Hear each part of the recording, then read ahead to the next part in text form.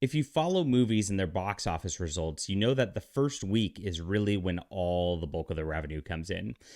Movies drop by around 50%, sometimes more, into the second week of their tenure. But this didn't happen with The Sound of Freedom. Sound of Freedom is getting word of mouth because they didn't have a marketing budget where everybody flooded into the movie on day one when it opened.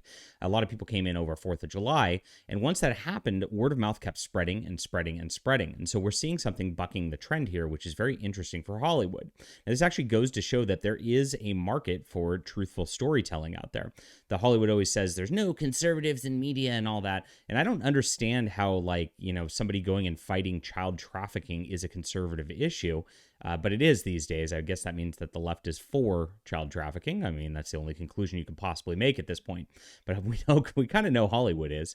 And so they're trying to shut this film down. And yet, despite all of the pressure that's been given against this film, you see it right here. Angel Studios' Sound of Freedom sees box office gross increase in its second weekend. So here it is. You hardly see this at the box office anymore. A second weekend gross increase over the premiere weekend. In a press release from the distributor, they announced that Jim Caviezel-driven film grossed $27 million in its second week and increased 37% from its opening weekend of $19.6 million. Angel Studios' head of theatrical distribution, geez, I can talk pretty someday, Brandon Purdy, pointed out the historical significance of the film's second week increase. There have only been 10 wide release movies in the box office history that have had a second weekend increase greater than 35% over their opening weekend. All of them did it at Christmas. So, of course, they did open the week before Christmas, and then with the Christmas rush, everybody came in. Angel Studios is the only studio to do this in the summer blockbuster season with Sound of Freedom.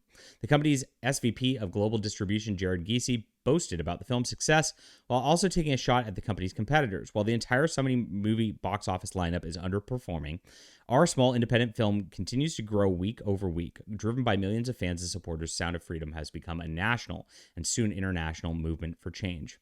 The movie's second weekend gross of $27 million brings the film's domestic gross total to $85.4 million. So it's grossing in on 100. They're going to make it 100% at this point. And that's really, really good. So they've grossed more at the box office than even movies like Shazam! Fury of the Gods, which only took in $57 million after in the domestic box office. Absolutely crazy. So the craziest part about this is that The Flash has only grossed 106 million. So if this continues, it's possible for them to beat this huge, big budget DC movie with Ezra Miller.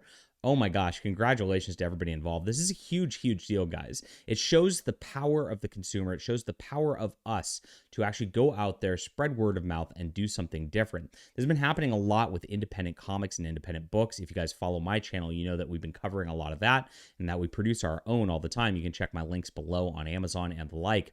But the word of mouth spreads, and what happens is we see increases when there are none. I actually saw this on my last book, Flying Sparks, where the book 5 actually had a 30% increase in backers over book 4. Now, when you really get to book 5 in a series, you never see that. But it did happen. And it's all because of the power of word of mouth. So it's really cool stuff. Our movement is changing the culture across the board. You see Sound of Freedom, you see Bud Light, you see and their failures because of our boycotting. You see Target's failures because of our boycotting. We can make a difference. We just have to hold strong and hold the line. All right, leave a comment down below with what you think about this. Hit that like and subscribe button. We'll be back soon.